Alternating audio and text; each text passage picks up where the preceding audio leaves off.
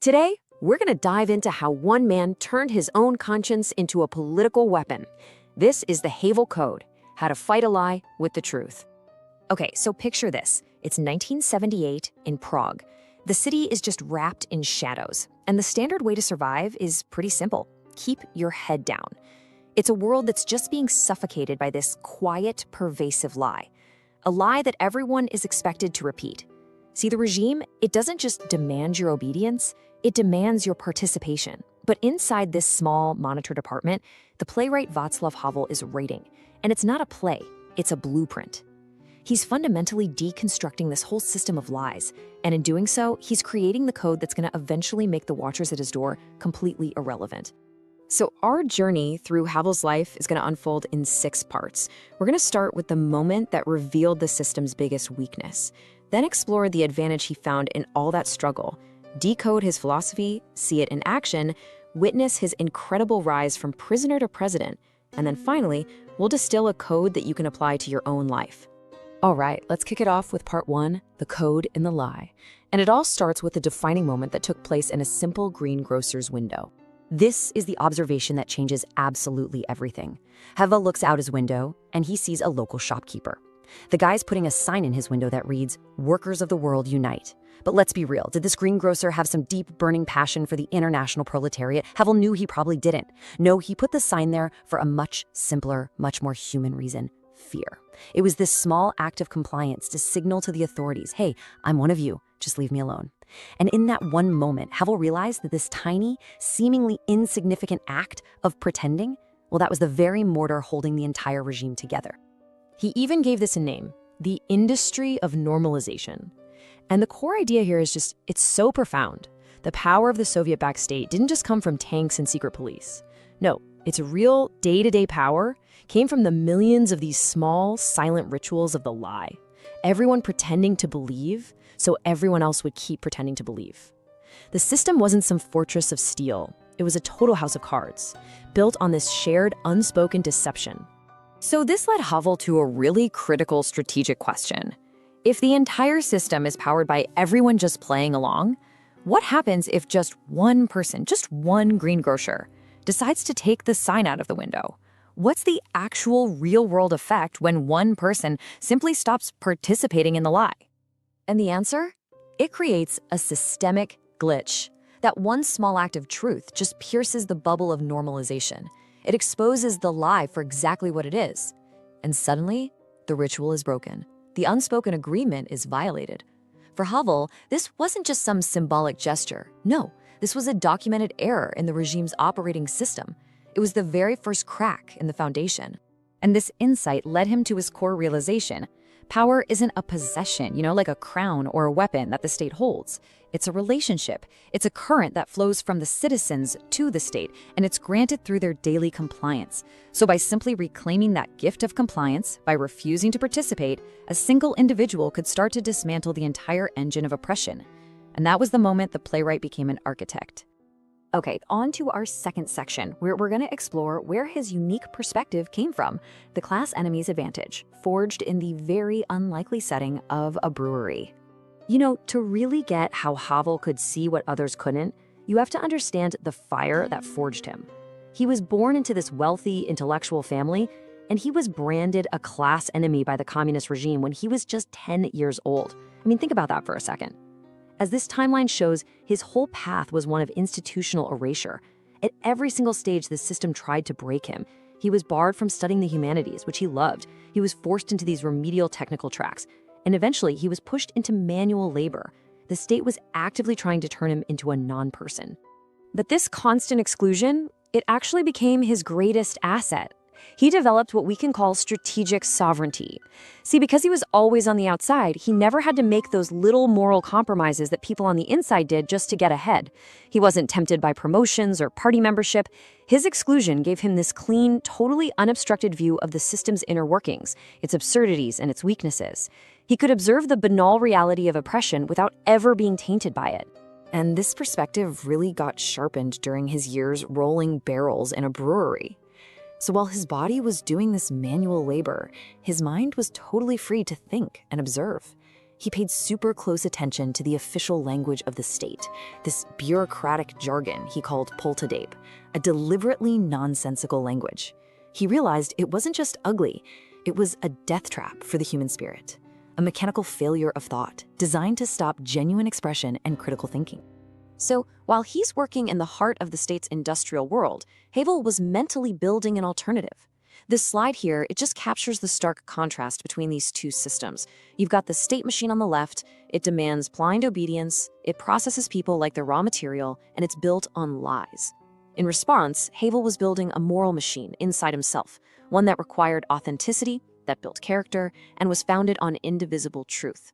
This internal system was his defense against a world literally designed to crush his spirit. And that brings us to section 3, the weapon of truth. Here, we shift from his background to the core philosophy that became his weapon of choice. At the very heart of Havel's strategy is this one single powerful principle, the mandate of living in truth. For him, truth wasn't some, lofty, abstract idea. Oh no, it was a high-fidelity, practical, political tool. He understood that if you try to be reasonable with a liar, you've already lost because you're playing their game. But if you ground yourself in being relentlessly true, you become this unpredictable and powerful force they just cannot process. He called his strategy anti-political politics. And what this meant was a complete rejection of the normal political game. No backroom deals, no trading favors, no compromising on your core principles just to get ahead. Instead, the entire focus shifts to the sovereignty of the individual conscience. He believed that real, lasting change doesn't come from political maneuvering, but from individuals taking radical accountability for their own integrity. This slide breaks down his whole formula for freedom. It all starts with individual truth, one person's decision to live authentically.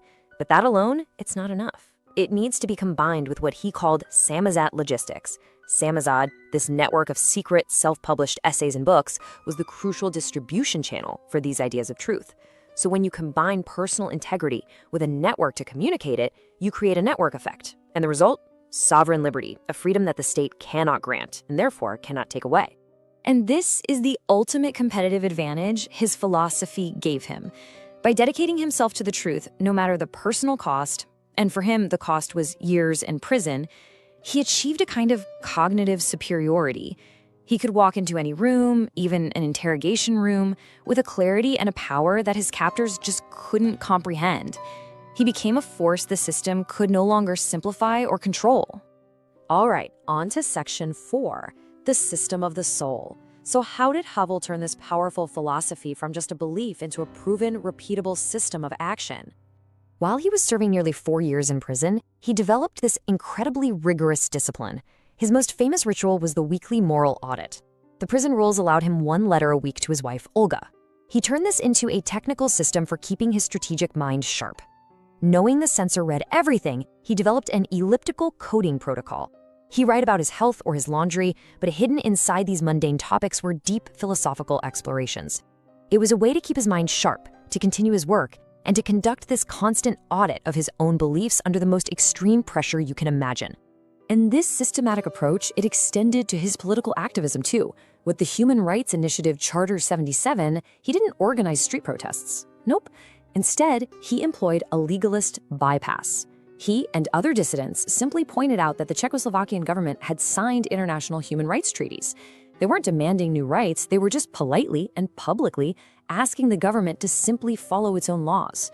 It was a brilliant move. It forced the regime into a corner, making its own oppressive actions technically illegal by its very own stated standards. Through the constant flow of samizdat and other underground activities, he and his allies were doing something even more profound. They were building a parallel polis, a parallel society. This wasn't just about resistance, it was about construction. They created their own universities, publishing houses, social networks, an entire society based on trust and truth, operating right in the shadows of the official one based on lies. He wasn't just attacking the walls of the regime, he was building a new world right through them. Okay, let's move to section 5 and see the stunning payoff of all this long, patient work. From prisoner to president, the velvet transition. After decades of this slow, grinding work, the end came with just shocking speed. And what's so incredible, as this timeline shows, is the sheer velocity of the collapse. On November 17th, a student protest is brutally crushed. Just 3 days later, the protests swell into the hundreds of thousands. A week after that, a general strike brings the entire country to a standstill. And then, just over 1 month after it all began, the man who was the state's most famous political prisoner is elected its president. The House of Cards just collapsed. This was his reality for years. A concrete cell, a number, an enemy of the state. And then, in a matter of weeks, this became his new reality. An office in the historic seat of kings and presidents, overlooking the very city that had once imprisoned him. I mean, the sheer scale of this transformation is just staggering. As a prisoner, his plays were banned. As president, he gets a standing ovation addressing the United States Congress. He went from being under constant surveillance by the secret police to being the commander-in-chief of the armed forces. He literally transformed from a symbol of dissent into the architect of a new nation.